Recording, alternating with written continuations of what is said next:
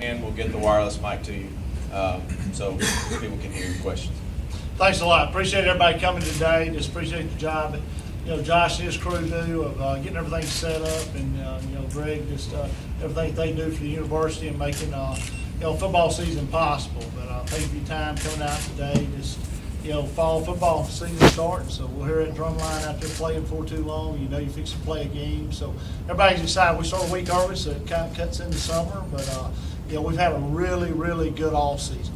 Excited about really where our team's at right now, and the off season we had. You can't say that it was a normal off season. There's a lot of challenges there. During all season, we've had kind of continuity on our staff. Going back to January, February, for several years now. We've lost Todd Bates to Clemson before, things like that. But we lost 3 defensive guys on staff. Had to hire new guys in. These guys have done a really, really good job for us, I think, getting us to the point we are right now. So it's been a good transition with losing those guys. And then you go on, move forward to spring training. I don't think you can, draw one up in the playbook for, how you handle a storm, a tornado of the magnitude that we had right in the middle of spring training. So, just the way our university, our city, and our football team handled that, I'm very, very proud of the way everybody's worked to get back to this point and be ready to open, the season. I'm sure there'll be some questions about that as we move forward, so we'll talk a little bit more about that. But, right, like I said, just really proud of how those guys, handled getting back in, helping with the cleanup efforts, and, balancing, that with some football as well, and then the things we've done this summer too. But, like I said, just really excited about this team.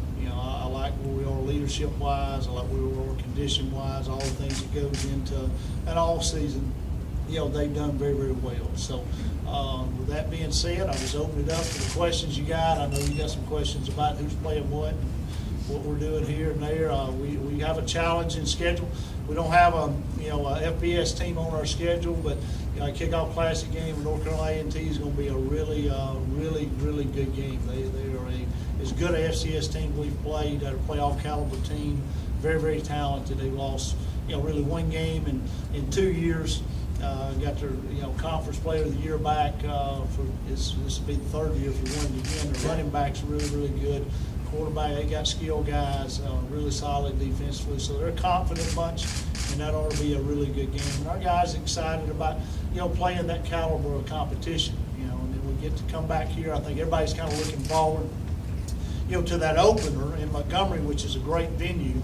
Then we get to come back here and open up Mississippi Valley State at home. And I think that's going to be a lot of healing, really for our university, our community, our students, our fans, everybody. Just putting the tornado behind us, everybody's back into classes and some type of maybe a new normal, but a normalcy, of fall football. So we're excited about that as well. And then OVC, I think, I say it every year, parity is really, really good, and OVC and it gets better every year. So I think there's no difference between the bottom teams and the top teams. So you better go out and play every Saturday, have a chance to win when you play on the road or at home in OVC. So I'll just open it up for questions this time. I'm sure you got more. How do things with the quarterback situation stand headed into camp? Okay, quarterback situation headed into camp. Those guys, Bryant Horn, we lost Bryant Horn from last year, won 10 games for us. Very, very proud of his, I'd say storybook career. You write a book about Bryant Horn's, career here and what he went through, and moving positions and all those things, and coming in as a walk-on and winning 10 games is on a really good team. So I was excited about him. He had shoulder surgery in all season, elected not to come back, and we got really a 2-man race right now. With some freshmen battling for that 3rd spot, but Zarick Cooper has done a really good job transferring from Clemson. Zion Webb is very, very talented redshirt freshman guy. And it's fun to watch him practice. I'll say that. And right now it's too close to call. His neck in the spring, been that way all summer, and I think you'll see both of them on the field as the year goes on. We're not shy of playing 2 quarterbacks. This is our philosophy. We want depth all over the field. I always say this: your offense don't need to just revolve around what your starter can do. It needs to take in consideration what your backup can do. So These two guys have a very, very similar skill set, but they are different in a lot of ways too. So it's going to be interesting to see how that pans out. But I'm very excited to watch both of them play, and I'm very, very comfortable right now with either one of them that will be in the game, running the offense. And that's a big statement to say this time of year. Coach, to piggyback on Joe's question on quarterback, is there any specific time frame that you would like to see or name a starter by into camp? Not really. Going into game week, definitely. If you can before then, we got 3 scrimmages before then, so we'll kind of, 2 really major scrimmages. So it'll iron out probably after that second scrimmage. And, you just look for, competition in any room, really makes that position better. And I think that's the difference between average teams and good teams and great teams is how much competition you got, at your position. So it's good to have, competition in every room. So you look at quarterback, you look back when the days of Eli Jenkins and when he started out and won the starting job. I mean, you look at who you had in that room. You had Christian LeMay's 5-star guy transferred from Georgia. You had Max Shortell. You had Dalton Etheridge. I mean, there's a lot of guys in that room that could play, and the product of that competition that we were able to put on the field was a tribute to that competition in the room. So these two guys will make each other better. So you hope that one of them takes a step ahead, in those scrimmages, but you just don't know, and I can't really put a timeline on that. There's not really a feel of that. It's kind of up to those two guys and how they perform, and you hope both of them perform at a high level. So I do hope it's a hard decision, So like I said, we'll iron it out for that game week for sure. At running back, this may be the first year you didn't have like a clear number one coming into it. Maybe just how do you view that situation right now? Well, we hope he's he's a stable of good guys there. I mean, we got 5 or 6 guys going in. We feel like it's play. They got 3 really good freshmen coming in. And you'd hope to redshirt them, but there's probably 1 or 2 of them going to have to play. And you got some older guys there with Jamel Terry and Michael Matthews is a young guy coming in. You'll learn some names there pretty quick, but we feel like guys that can get the job done. Kind of reminds me back when we had DeMarcus and those guys and Pope and Miles Jones. When we had that competition in that room. That competition is going to be heated too. When we go into practice tomorrow. So it has already been this summer and this spring. So I'm looking forward to seeing who's going to iron out and be the top 3 guys. You know how it is. Anytime we're going to play 3 or 4 guys, when they're ready to play, we're going to get them in the game. As much as we run the football, you can't let one guy tote the load of that. Very seldom that has. Even with Rod the past 2 years, he's been the number 1 guy, but we hadn't asked him to tote the ball, 30, 40 times a game. I'm a firm believer in, running back position, especially, this game in general football. You only got so many bullets in your gun, and you just got to conserve those guys. So the more guys we got there that can play, the better our team is. And like I said, right now I think the pickings are pretty good. A lot of us got different type skill base, so they bring a little bit different to the table, skill wise, and that's a good thing. So maybe not anybody as dynamic as Rock. They can take it, 80, 90 yards anytime he touches it. But how many times you get to replace a guy like that? He talks about when we replaced Eli, everybody talks about how we're going to replace Darius Jackson. I do think you do that by the strength of that unit.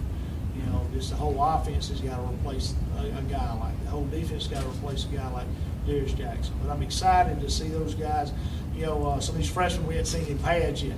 So I can't wait to get into pads next week and kind of watch them compete. Boy, they've been competing hard this summer and in summer conditioning and everything. Can you elaborate on their skill sets?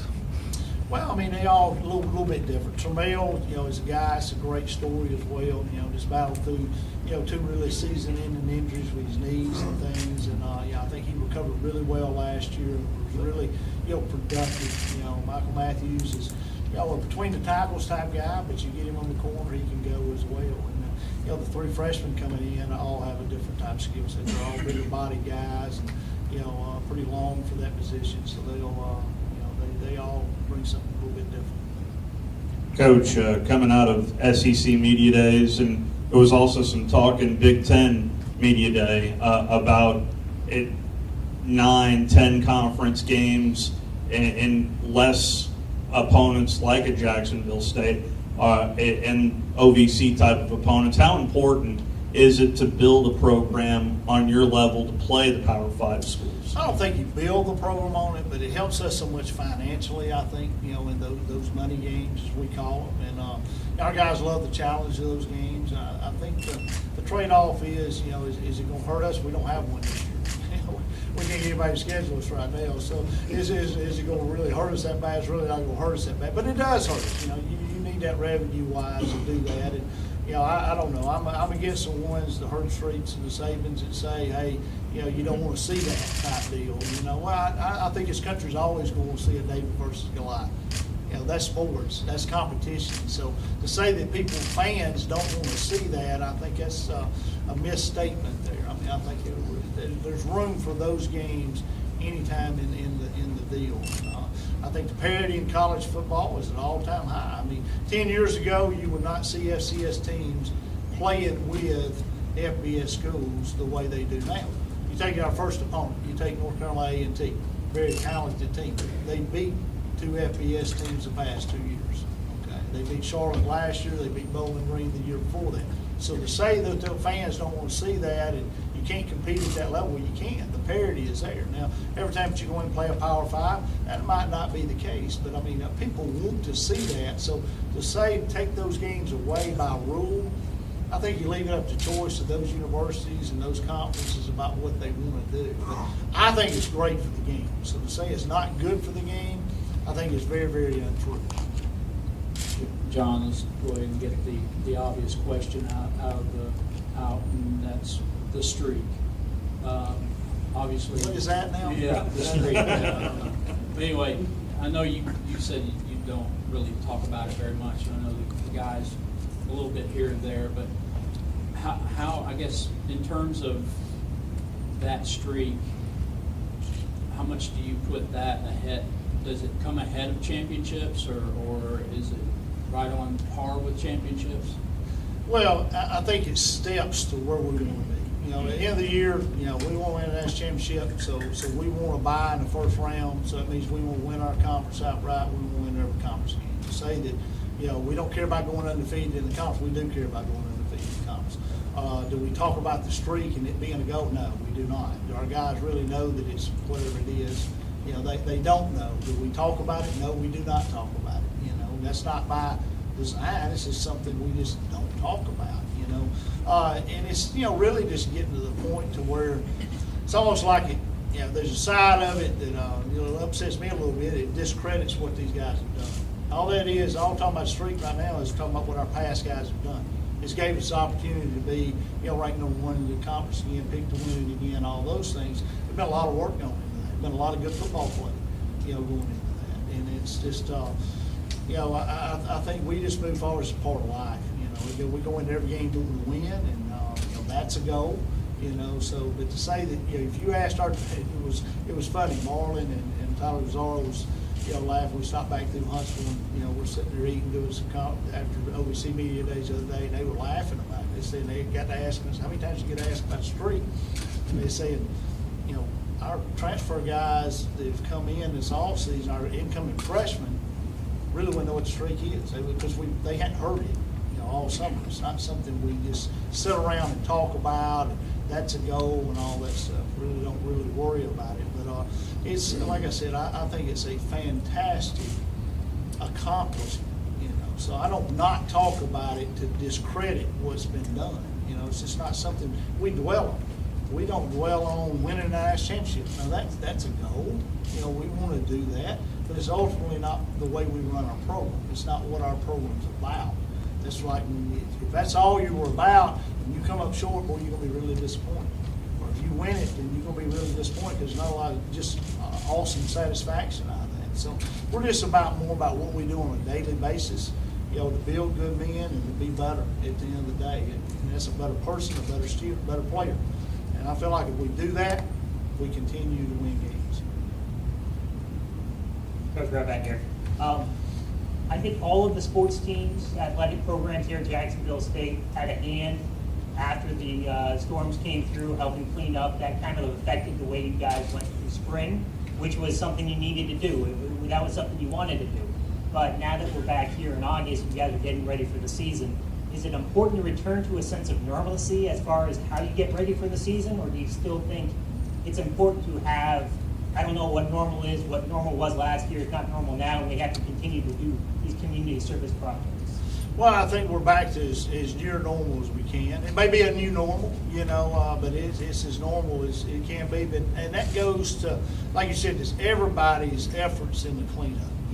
It was devastation, and I think I said this other day at OVC Media Days is, I feel like our guys when they come back in at next week, and was able to get them back in next week. Fortunately, with our school administration and everything letting us get back in to help with the cleanup effort. And as you said, all of our sports teams ended up helping when they got back in and everything. But it was just such I think a blessing, especially when our guys got back in and you look around and you look where some of them were living. If they'd been there, they probably did. So you count your blessings that it wasn't in that apartment. And because with Category 3 tornado, you talk to the folks that do those disaster relief things all the time. Most of the time you see a lot of fatalities with a Category 3 tornado. So you just count your blessings that we had no fatalities. As bad as the damage was, we had no fatalities. And you go out in a neighborhood, and you go up here in the avenues, and you help clean up, and you go, wow, y'all are at home, and it's not a roof on the house. It's 3 walls left in the house, and you're going, wow, how did people survive that were there? So you're really, really blessed that we had no fatalities. So that's the first thing you did. And then I think the gratification of getting out and being a servant. You go help that homeowner, and you get to clean up, and you clean up for an afternoon, 4 or 5 hours, and it brings that homeowner almost tears, for the help. And so there's a lot of I think life lessons learned there from everybody that got to help in the cleanup.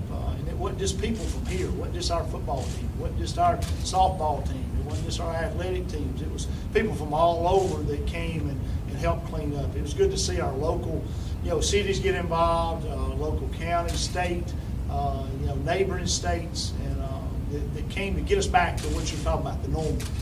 So we can have school this fall. So we can, my kids can get back in the local elementary and high school. So, like I said, the cleanup looks good. Like you bring somebody on campus that had never been here before, they'll ride through, and I say, there's Category 3 tornado here. That's how good the cleanup has been. Now, saying that don't mean that we're done. There's still a lot to do. But all that work and all those efforts has gotten us to the point now to where we are at a new normal and get back into a fall. And like I said, I think there'll be a lot of healing done on that first Saturday we get to play at home.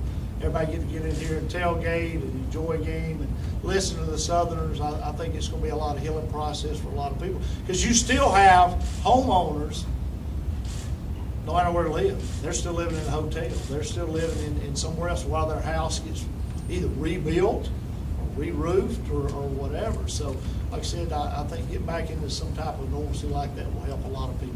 So you're going to be able to probably concentrate more on football. You're going to be able to help out other places too, but I mean, football that's the thing you're focused on. We focus, yes. This summer we got back in pretty much all that we could do, but most everything we could do was done. There's been a little bit of that done this summer, but it's been more conditioning for football, getting ready for fall camp where we're sitting at today, and starting school unless there's some kind of special need, that's what we'll do. But we are always looking to get out in our community and volunteer. So there's things we need to do in that line, we'll do that. Coach, after a couple early playoff exits the last couple of years, how do you get the guys to take that next step? And you seem them more motivated maybe this offseason to say, like, we want to actually go back on a run like we had a couple of years ago and not go on that one run? Yeah, I think it bothers them. I think it bothers you anytime that you'll reach your ultimate goal. To say that, you're disappointed or what, I think that goes back to what your core values are and why you do what you do. I think you can get your why messed up really quick.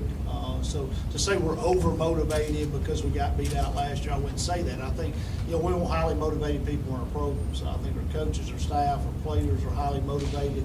We have an ultimate goal that we want to get there. And it does leave a bad taste in your mouth when you don't get there. But, it's proof that, life's tough. There's a lot of competition out there. These guys are going to be out there, running their own business or competing in a large corporation one day, and there's a lot of competition. So when you get into playoffs, you got to play your very, very best. And, we've had games where you look at the games we got beat out in the playoffs. I'd say, 2 years ago, Youngstown, we played the worst game we've played defensively since I've been here. Last year we played the worst game we played offensively since I've been here. Probably go back to the first one, the Sam Houston game. Didn't play really good special teams wise. So it takes all three phases to play at your highest level in the playoffs, and you're going to get beat. So I think it's proof of that. And those are the things that we'll constantly remind them of, that you gotta be hitting on all cylinders when you go into the playoffs. Because when you get to that second round, quarterfinals, semifinals, it boils down to who plays better that day. Either team is deserving to win.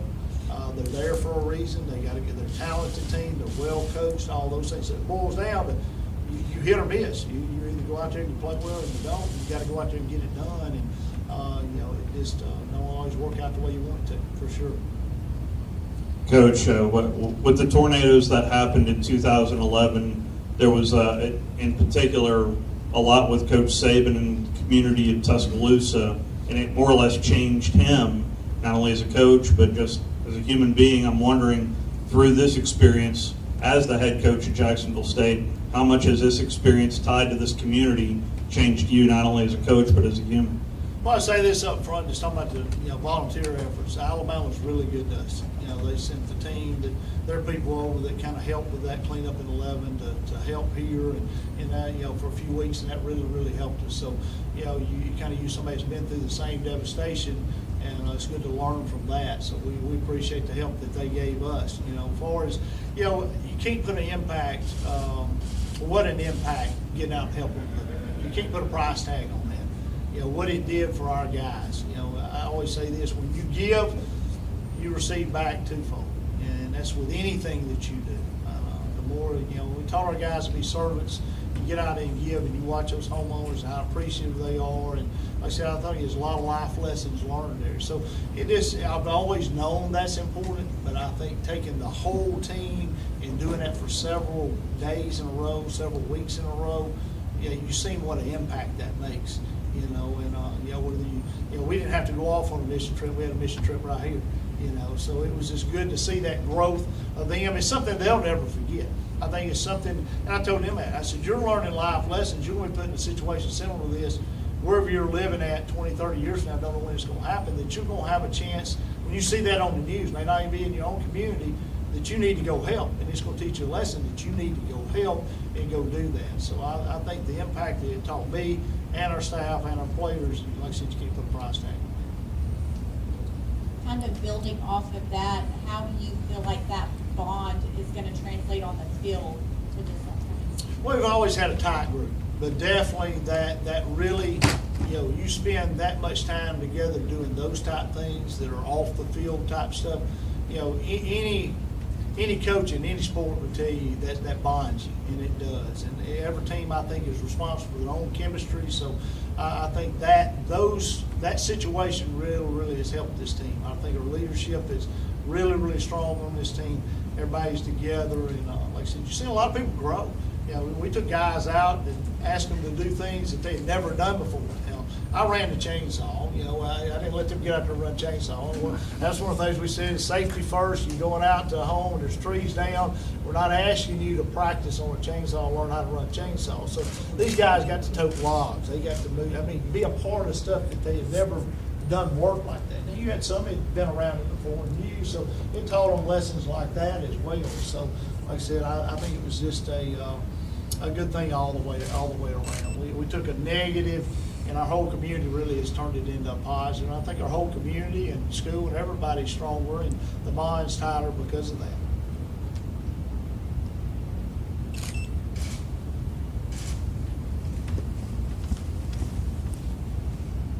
Coach, earlier you talked a little bit about the offensive side of the ball. Just talk a little bit about the defense. I know Marlon Bridges comes back for you, has some accolades, and then just talk about defensively, if you will.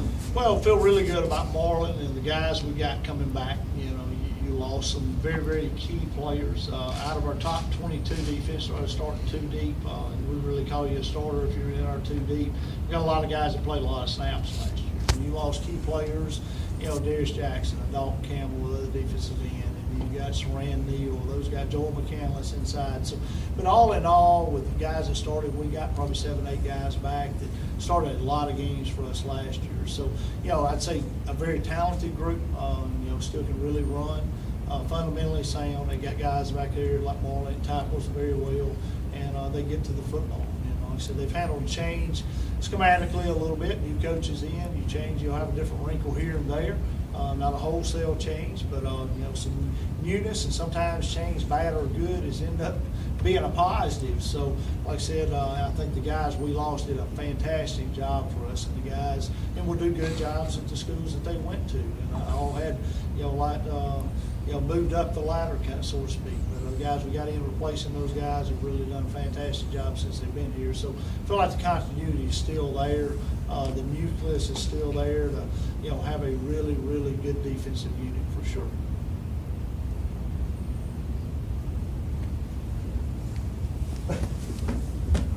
Coach, I am curious whether or not how close you stay in contact with Coach Clark at UAB, and how surprised were you with the amount of success they had last year in coming by? To answer the first one, you live with the guys, college roommates, you always want to stay in touch, So we talk, but to say surprised, not at all.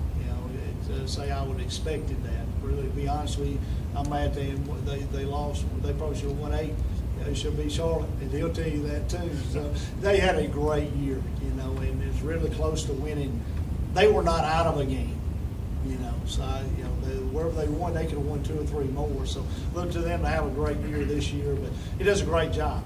There's a reason that didn't just happen. I mean, I told people a lot during the off season. I said, you look at programs like SMU that they didn't have a program for several years. It took them 20 years to get back to what UAB did last year. You take teams that are startups and they can't get there that fast. So for them to do what they've done, you just look at this ultra leadership on coach's part, and is doing it the way they do it. And like I said, they'll be successful, probably more successful this year. But did not surprise me in the least, for sure. When I looked down through their schedule, I said, they got a chance to go to a bowl. And like I said, it was fun, really, really fun to watch, to see what happened to them. And the devastation you got of killing a program, the way all that happened. You got to write a book about that sometime, and to see it brought back and this instant success is really, really good. Coach, for a long time you want to redshirt those incoming freshmen, but this new redshirt rule, they get 4 games. How will you improvise that, or how will you use that this season?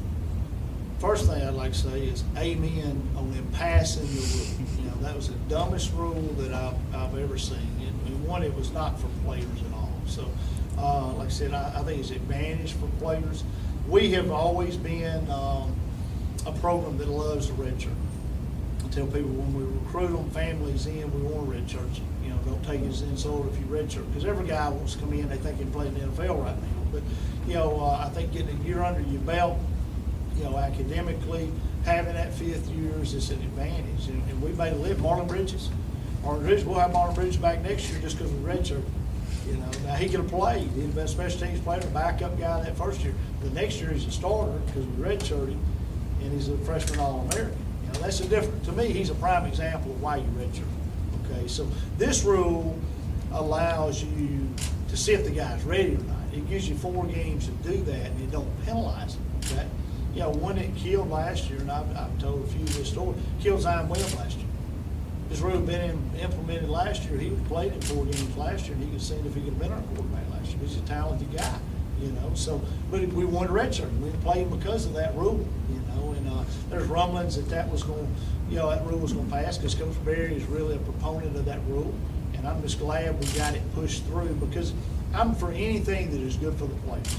And that is a good rule for student athletes. So I'm excited about it. Now, how we'll handle that, I said, just gives you that leeway. You couldn't play before, you couldn't play that kid in a game, or you just blew his red shirt. I can't tell you how many times, that hasn't happened much since I've been here, but through I can name a few. Pope, Jones, those guys played a handful of plays their freshman year. You'd have had them another year after that if they'd been redshirted. This rule takes that away. Those guys will have another year to play. So I think it's a positive thing for the game, for we will definitely be all over the room. I'll be calling old Hunter back there, and we'll be going out and having, is this his fourth game? Is this his third game? We'll know going into every week, you know, where he's gonna have a hard time keeping up with it, because we're gonna be right there on it as far as who we can play. And it just helps your team so much. God, it helps you. I can't tell you how many times, and I look in the mirror, you know, like the question we got a while ago about the playoff deal. I look back in the mirror constantly, evaluate myself of, you know, how we get there, how we get back to our ultimate goal, what we're gonna do. Probably, you know, the first loss in the playoffs is probably my fault, because we redshirted so many guys. Our special teams that year, we lost 5 corners, okay?